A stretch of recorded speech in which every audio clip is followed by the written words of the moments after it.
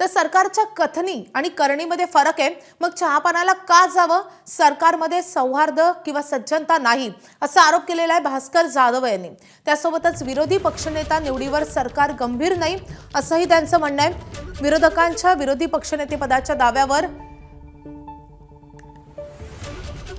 सरकार गंभीर नाही असा आरोप केला जातोय विरोधकांकडून। तर विरोधकांच्या विरोधी पक्षनेतेपदाच्या दाव्यावर भाजपचे आमदार प्रवीण दरेकर यांनी टीका केली आहे। विरोधी पक्षनेतेपद मिळावं तेवढे आमदार निवडून आणा असा टोला दरेकरांनी लगावलाय। कशा करता जायचं चहापानाला? आमंत्रण मिळाले का विरोधी पक्षनेत्यांना? आमंत्रण मिळालं। आमंत्रण स्वतः मुख्यमंत्री महोदयांचं सहीचं लेटर आम्हाला मिळालं। नाही अशातला भाग नाही, पण त्या चहापानामध्ये एक सौदार्याचं वातावरण असावं लागतं, सभ्यतेचं वातावरण असावं लागतं, सरकारची सज्जनता असावी लागते, विरोधी पक्षाचं काय म्हणणं आहे त्याच्याशी चर्चा करावी लागते। या आम्ही चहा पितोय, आमच्याकडे उभे राहा, चहा प्या आणि फोटो बाहेर जाऊ द्या। आता उद्धवजी ठाकरे साहेब आता किती विधिमंडळाच्या कामकाजाचं आकलन करतात, किती संसदीय कामकाज समजून घेतात हा प्रश्न आहे। ते कधी सभागृहात अर्धा तास बसलेले मी बघितले नाही।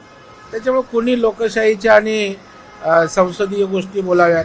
आता विरोधी पक्षनेता व्हायला पाहिजे तर तेवढे तरी आमदार आणण्याचा प्रयत्न करा ना। तुम्ही केवळ बोलून विरोधी पक्षनेता मिळत नसतं, तर त्याच्यासाठी आवश्यक संख्याबळी असायला लागतं। त्याच्यासाठी प्रयत्न करायचं सोडून केवळ टोमणे मारणं आणि तोंडाची हवा घालवणं हेच त्यांच्यासहित विरोधी पक्षाचं काम सुरू आहे। एबीपी माझा, उघडा डोळे बघा नीट।